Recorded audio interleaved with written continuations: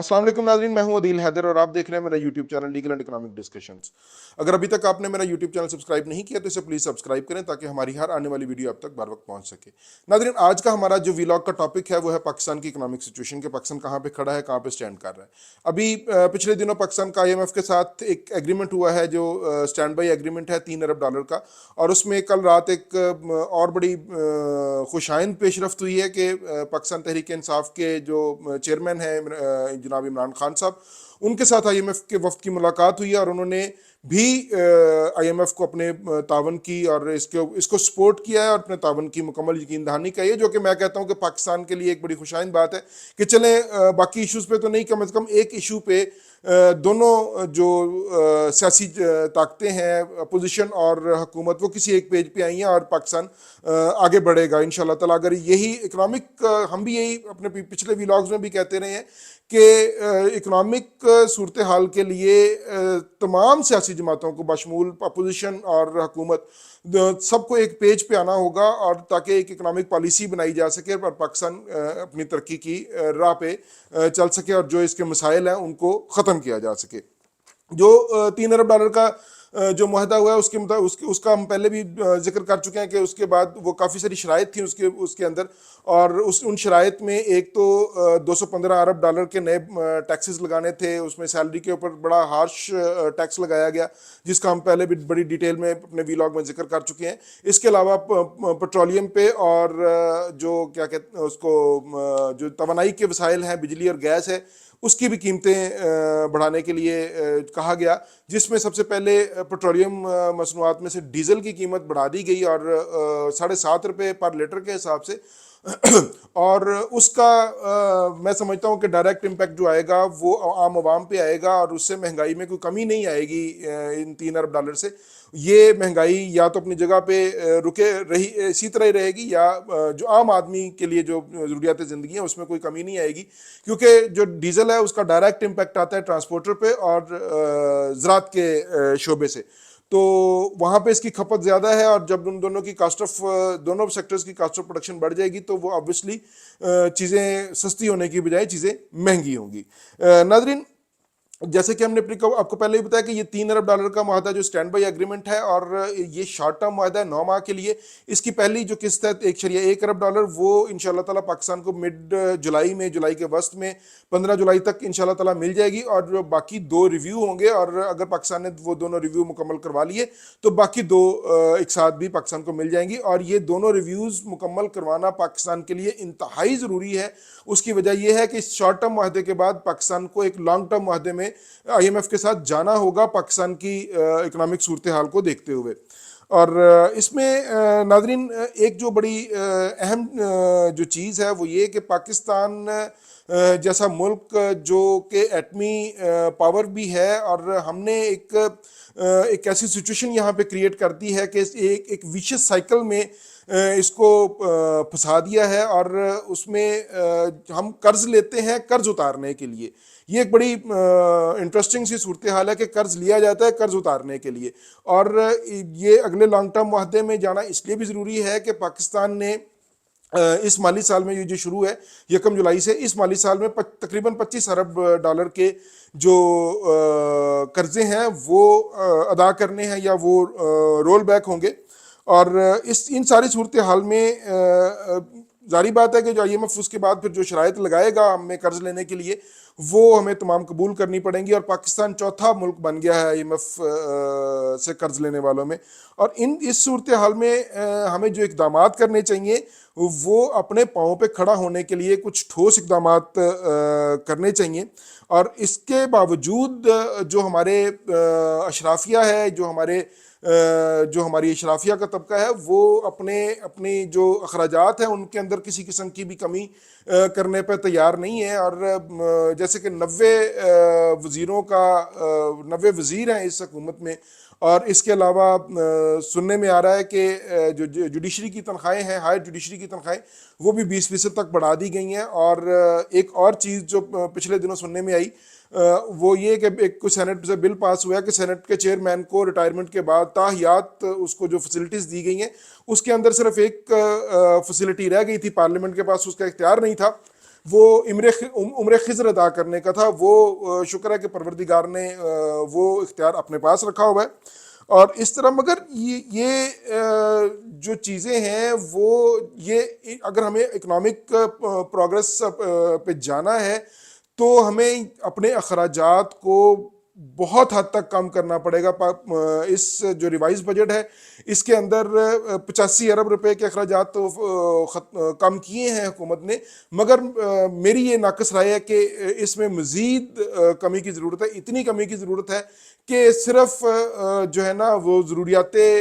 جو ان کی عام روزمرہ کی ضروریات ہیں وہ حکومت کی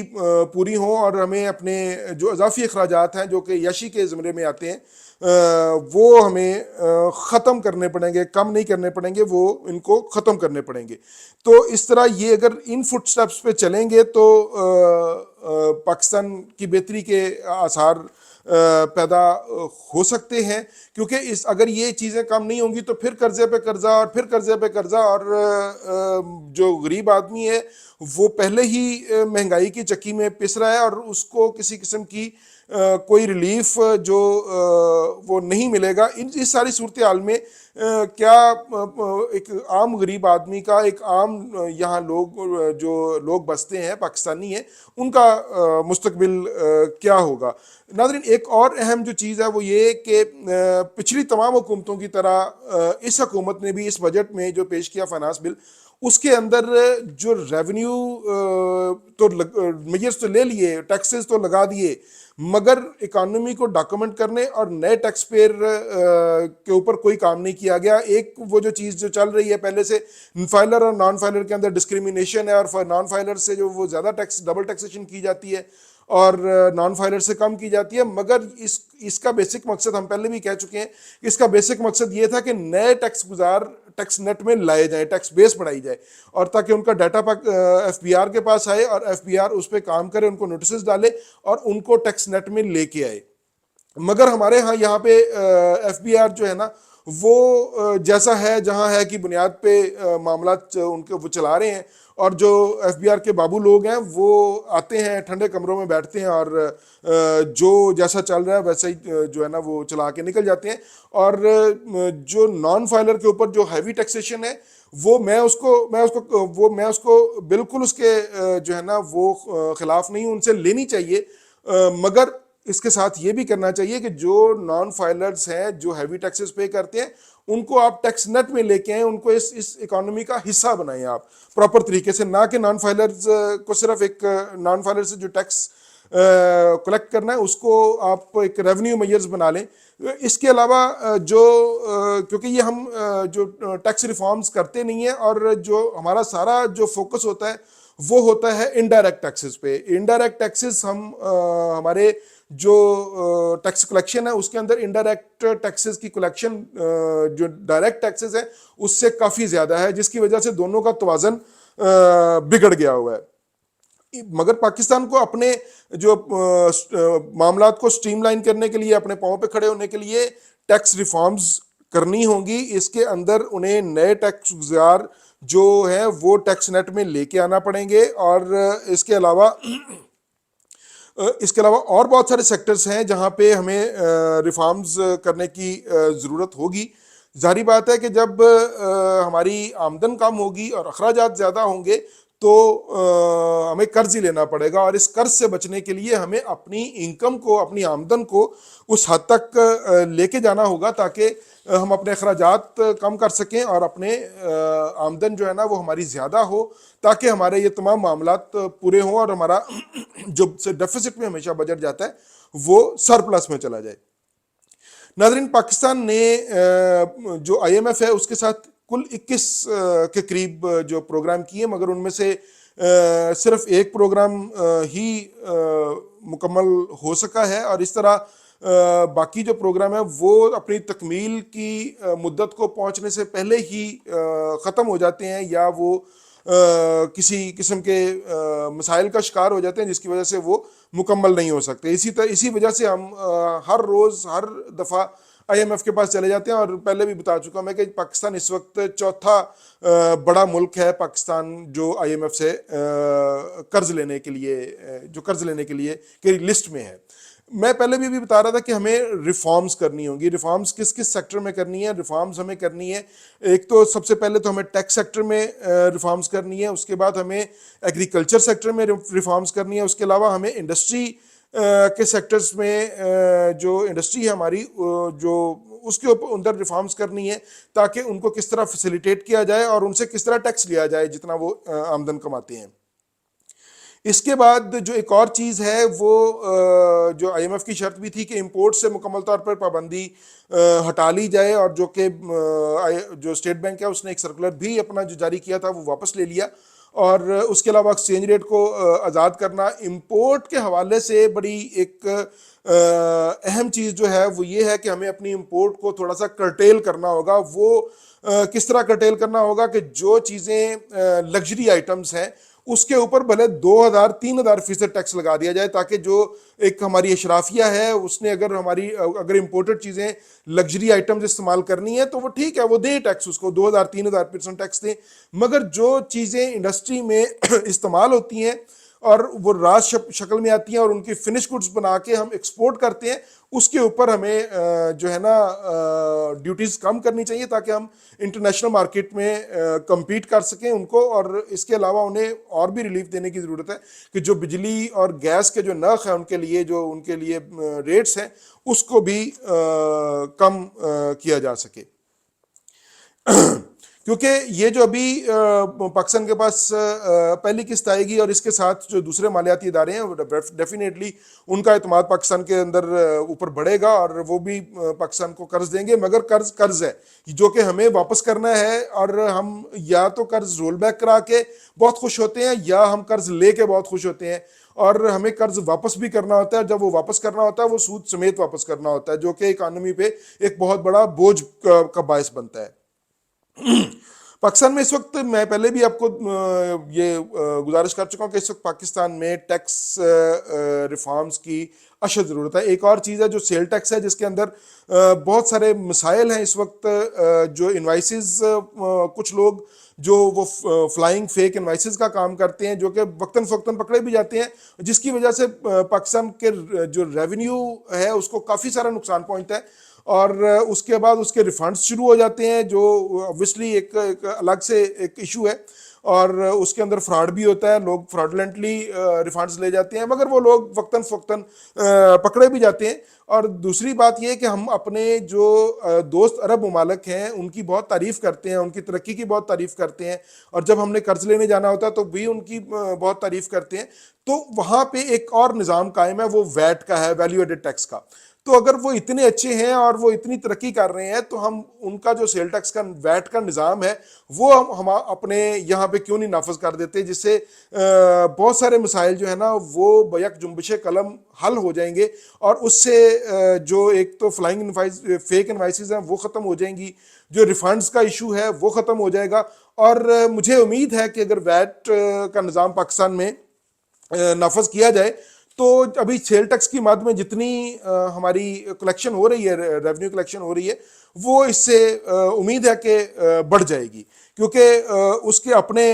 جو ہے نا وہ ہے اس کو سنگل ڈیجٹ کر دیا جائے.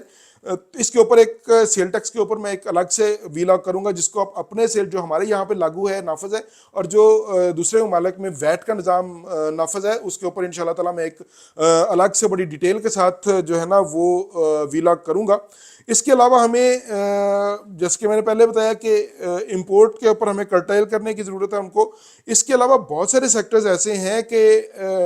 جن پہ ہمیں ریفارمز کرنے کی ضرورت ہے, جیسے کہ ہم پام آئل امپورٹ کرتے ہیں. سندھ میں اس کا کامیاب تجربہ ہو چکا ہے, پام آئل کی پلانٹیشن وہاں پہ ہوئی ہے اور وہاں پہ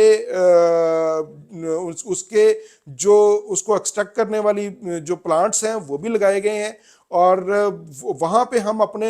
جو کیونکہ وہ علاقہ ان پلانٹس کو فیوریبل ہے, وہاں پہ ہم اس کی پروڈکشن اور کیوں نہیں بڑھاتے, وہاں پہ پلانٹیشن زیادہ ہم کیوں نہیں کرتے, جو پام ٹریز ہیں ان کی پلانٹیشن کریں, تاکہ ہمارا جو پام آئل کی امپورٹ پہ ایک بہت بڑا ایک ہمارے جو امپورٹس ہیں اس کا ایک بہت بڑا حصہ ہے پام آئل کا, تو ہم اس کو وہاں سے اگر کرٹیل کریں تو اپنی پروڈکشن سٹارٹ کریں تو میرا خیال ہے کہ کافی حد تک ہم کنٹرول کر سکتے ہیں. اس کے علاوہ سورج مکھی کا تیل آتا ہے جو بھی کھانے میں استعمال ہوتا ہے, اس کے علاوہ سرسوں کا تیل بھی, اس کو بھی مزید ریفائن کر کے جو ہے نا وہ پہلے بھی ایڈیبل آئل ہے, یہ لوگ بہت سارے لوگ ابھی بھی استعمال کرتے ہیں. پرانے وقتوں میں تو یا دیسی گھی استعمال ہوتا تھا یا یہی سرسوں کا تیل استعمال ہوتا تھا, تو خیر ہم اس پہ بھی کام کر سکتے ہیں. اس کے علاوہ جو دوسرا بہت بڑا سیکٹر ہے وہ ہے چائے کا. چائے کی امپورٹ پہ ہم بہت زیادہ پیسے خرچ کرتے ہیں, بہت زیادہ زرعی مبادلہ ہمارا خرچ ہوتا ہے. ہم یہ کے پی کے کا جو ایک علاقہ ہے شنکیاری, منسیرا کا جو علاقہ ہے کے پی کے میں ہی آتا ہے, تو وہاں پہ چائے کی آلریڈی کاشت ہو رہی ہے اور وہاں پہ اس کے پروسیسنگ پلانٹس بھی موجود ہیں. وہاں پہ ہم اس کی کاشت پہ یا اس کے علاوہ جو اس کے فیوریبل جو علاقے ہیں وہاں پہ ہم اس کی کاشت بڑھا سکتے ہیں, اور تاکہ ہم اپنے ملک کی ضروریات کو پوری کریں. اور ان دونوں چیزوں سے, پام آئل سے اور چائے کی جو ہے نا وہ, اس سے اگر ہم اپنی لوکل ضروریات پوری کر کے تو جو باقی بچتا ہے اس کو ہم ایکسپورٹ کریں, جو ڈبل فائدہ ہوگا. ایک تو یہ کہ ہمارا ایک زرعی مبادلہ ان کو امپورٹ کرنے پہ کم خرچ ہوگا, اور دوسرا وہ یہ کہ اس کا جو ایکسپورٹ ہوگی, چلے تھوڑی ہو ابھی, جو شروعات میں تھوڑی ہو, اس کو بڑھایا بھی جا سکتا ہے, تو ہمیں ایک آمدن کا بھی ذریعہ ہوگا. اس کے علاوہ ناظرین بہت سارے سیکٹرز ہیں جن کے اوپر ہم کام کر سکتے ہیں, اور ہمیں لانگ ٹرم, شارٹ ٹرم اور مڈ ٹرم منصوبے بنانے پڑیں گے, کہ جس طرح ہم آئی ایم ایف کے پاس تو چلے جاتے ہیں لانگ ٹرم اور شارٹ ٹرم لونز لینے کے لیے. اس کے علاوہ ہمیں اپنی اکنامک سچویشن کو بہتر کرنے کے لیے لانگ ٹرم, مڈ ٹرم اور شارٹ ٹرم منصوبے بنانے پڑیں گے, جس کی وجہ سے پاکستان ترقی کرے. اور مجھے امید ہے کہ جس طرح یہ بھی کل کا ایک ڈیولپمنٹ سامنے آئی ہے کہ اپوزیشن اور جو حکومت ہے وہ دونوں کم از کم اکنامک صورتحال پہ ایک پیج پہ آ گئے ہیں, تو میرا خیال ہے کہ مستقبل قریب میں انشاءاللہ تعالیٰ کوئی ایسی بھی صورتحال پیدا ہوگی کہ اکنامک جو صورتحال کو بہتر کرنے کے لیے کوئی ایک معاشی پلان بھی سامنے آئے گا جو کہ لمبے عرصے کے لیے ہوگا, اور انشاءاللہ تعالیٰ پاکستان ترقی کی منازل طے کرے گا. ہم بڑی پر امید ہیں, ہم بڑے, اور حکومتیں ظاہری بات ہے اس پہ کام کریں گی, اور انشاءاللہ تعالیٰ جو بھی نئے اب آنے والے ٹاپکس ہوں گے ہم اس پہ آپ کو اپنے ویلاگز پیش کرتے رہیں گے. آپ سے گزارش ہے کہ آپ ہمارا ویلاگ, ہمارا جو یوٹیوب چینل ہے اس کو سبسکرائب کریں اور بیل آئیکن کا بٹن دبائیں تاکہ ہماری ہر آنے والی ویڈیو آپ تک پہنچ سکے. آخر میں پاکستان زندہ باد, اللہ حافظ.